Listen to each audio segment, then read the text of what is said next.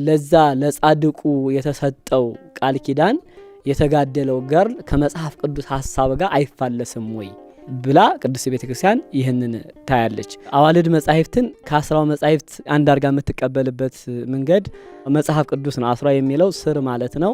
አዋልድ ማለት ደግሞ ሊቃውንት አባቶቻችን እንዳሉ ልጆች ማለት ነው። የጥንቱን አዋልድ መጻሕፍትን እንዴት ነው የምትቀበለው? አዋልድ መጻሕፍትን አባቶቻችን ቅዱሳኑ ከአስራው መጻሕፍት ጋር ሲቀበሉ መለኪያ አላቸው። እንዳብነት ቅዱስ አባታችን አባ ሕርያቆስ ዘብህንሳን ማንሳት ይጠበቅብናል ማለት ነው። አባታችን ቅዱስ ሕርያቆስ ዘብህንሳ ወቀውም ይሆን በትትና ወበፍቅር የሚል አለ ድርሰቱ ላይ ቅዳሴ ማርያም ላይ።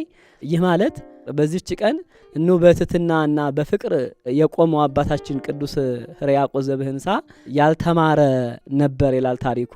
ያልተማረ ቢሆንም ነገር ግን ግብረ ገብ ከተማሩ ሰዎች በላይ ምግባር ያለው አባታችን ንጹህ ቅዱስ ትልቅ አባት ነውና ቅዱስ ሕርያቆስን በምን ምክንያት እንሻረው ብለው የሚጠሉት የሚንቁት ተሰበሰቡና ቀድሰ ቁርበን ሲሉት እሺ ብሎ ቅዳሴ ገባ። ልክ ፍሬ ቅዳሴው ጋር ሊደረስ ሲል ስርዓተ ቅዳሴውን ፈጽሞ ከሊቃውንት የማንን ቅዳሴ መርጠን እንስጠው እንዲከብደው አዋርደን እንድንሽረው ብለው እንደናቁ ለናቃቸው እንደጠሉ ለጥላቸው ያላለው ትልቁ አባት ቅዱስ ሕርያቆስ ዘብህንሳ ወቀውም ይሆን በትትና ወበፍቅር እነሱ እንደናቁት ሳይንቃቸው እነሱ እንደጠሉ ሳይጠላቸው በፍጹም ፍቅር የቆመ በፍጹም ትህትና የተገለጠ አባት ነውና ልክ እነሱ ይሄንን ሲማከሩ የብርሃን እናት ንግስተ ሰማይ ምድር እመቤታችን ሚስጥር ገለጸችለት ነው የሚለው። ሚስጥር ገልጻለት ድርሰት መድረስ ጀመረ።